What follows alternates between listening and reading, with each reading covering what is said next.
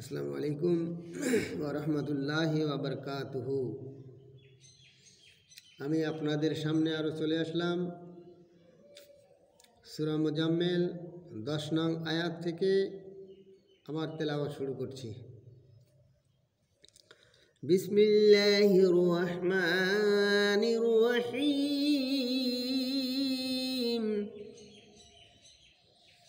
واصبر على ما يقولون واهجرهم هجرا جميلا وذرني والمكذبين أولي النعمة ومهلهم قليل إن لدينا أنكلا وجحيما وطعما غصات وعجبا عليما يوم ترجف الأرض والجبال وكانت الجبال كثيبا مهيل।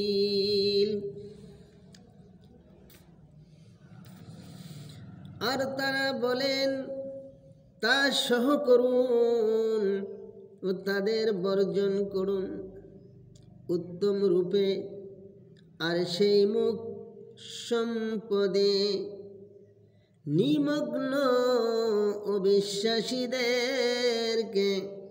আমার হাতে ছেড়ে দিন এবং আরও কিছুদিন অবকাশ নিন। নিশ্চয় আমার কাছে বেরিসমূহ উদ্যোগ রয়েছে আর কণ্ঠরোধকারী খাদ্য যন্ত্রণাদায়ক শাস্তি রয়েছে। যেদিন পৃথিবী পর্বতমালা কাঁপতে থাকবে এবং পর্বতসমূহ বহুমান বালুকাস্তূপে পরিণত হবে। নিশ্চয় আমি পাঠিয়েছিলাম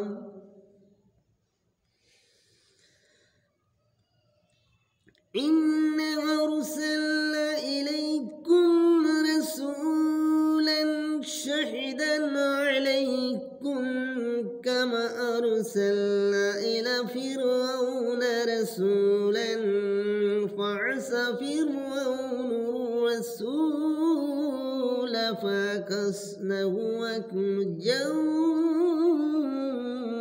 وبيل।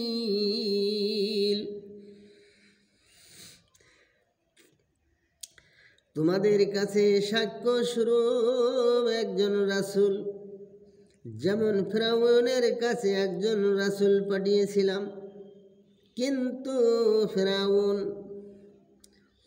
وكيف تتقون إن كفرتم يوما يسأل الولدان شبن السماء منفطر به كان وعده مفعول।